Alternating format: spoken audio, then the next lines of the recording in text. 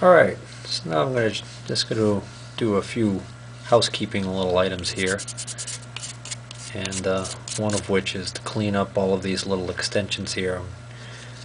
Got a little bit of degreaser sprayed on there, and I'm cleaning up any grime that's in the threads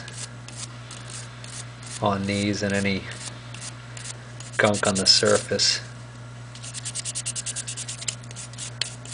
before I reinstall these onto the pump. It's a lot easier to clean them now than once they're installed. Alright, just cleaned up the last of the banjo fittings, and now I'm going to move along to cleaning up the special bolts that actually hold those fittings in place. They're special because they're hollow, so the fuel can actually travel through that hole right there and then come out these holes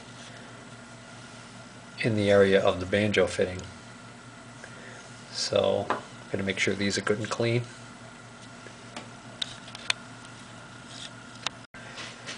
Okay, I finished all the bolts. Now I'm doing the 3 screws and washers that hold the top cover, cleaning those up.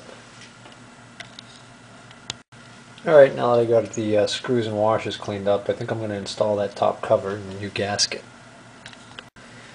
Alright, so here's the original gasket that came out of the top cover groove, and this is the only one in the kit that looks anything like it, so it's pretty obvious that's the correct gasket.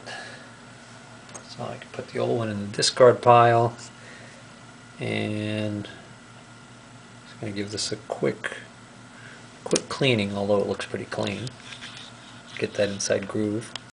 Okay, now I've inserted the gasket in the groove, and now I can install the cover.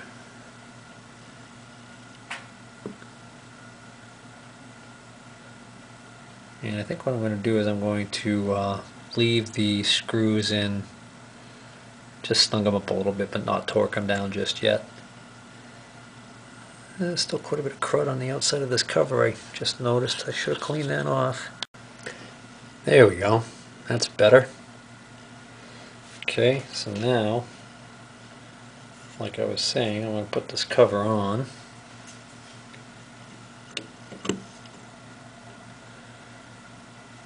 And screw the screws down so they just snug, but not torque them at this time, just in case I need to get back inside this cover after I install it on the tractor.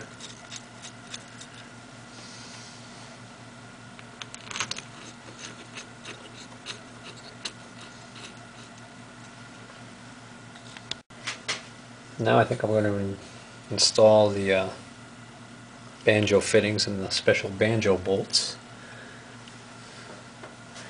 Now, what seals these to the pump are some specialized crush washers.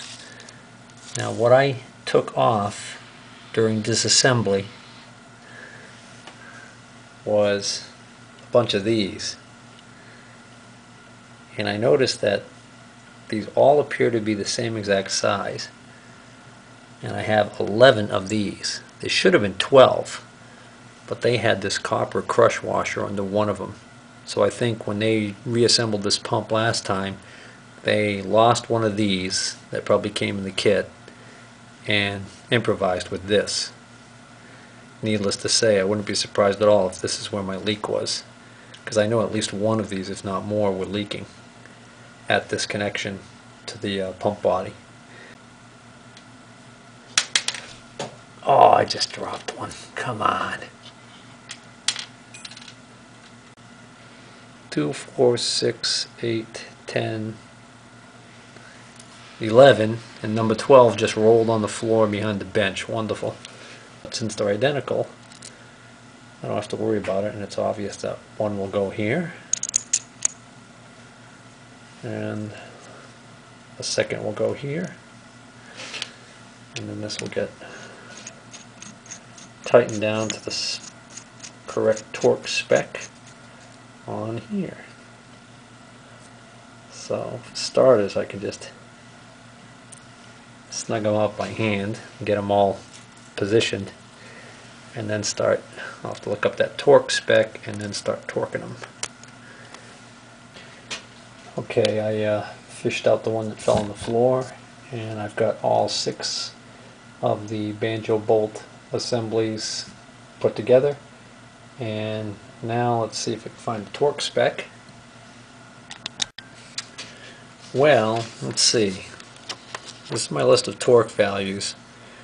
I've got cam locating screw, I know it's not that, drive shaft nut, delivery valve retainer, timing cover screw, head locking screw, fuel line connector screw,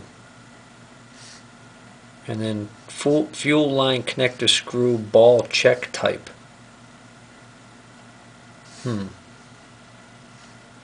Head locating screw.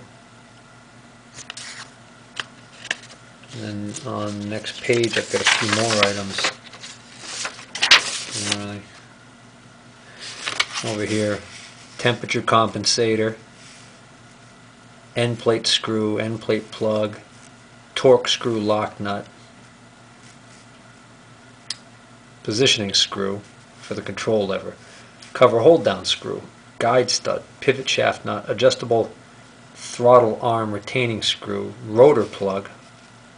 Apparently that's used on a delivery valve that has the .920 rotor, and the filter cap assembly.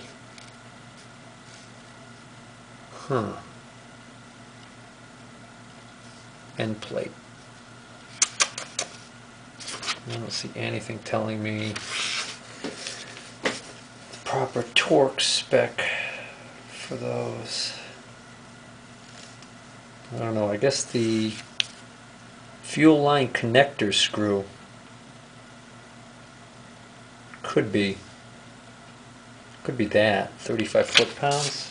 I don't know.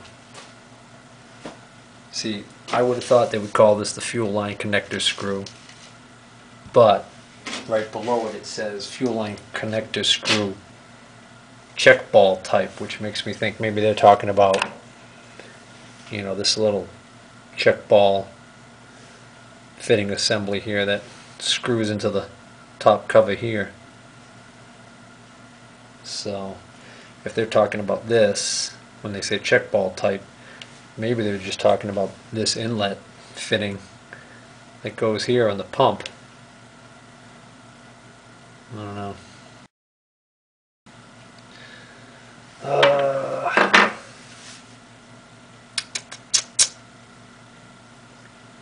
Really don't want to screw up tightening those because I'd like it to be, well, let's see, let's see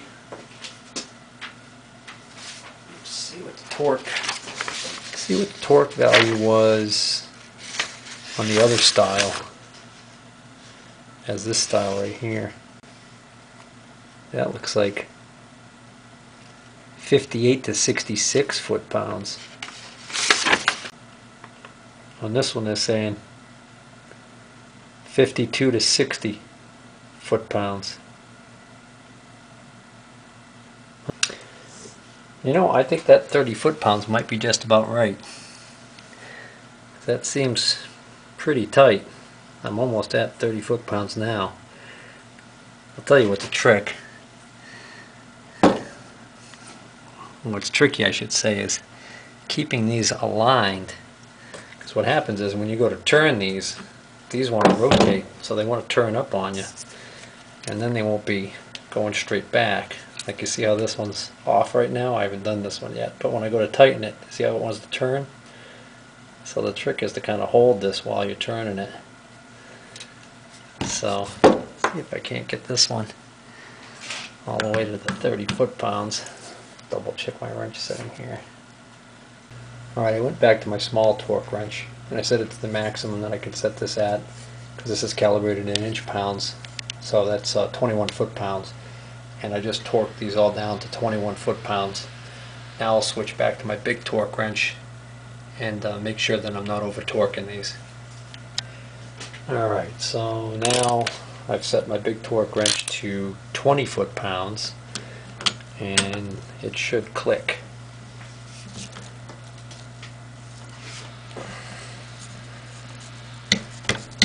And it does, okay. Alright, so at least I know I'm not overdoing it.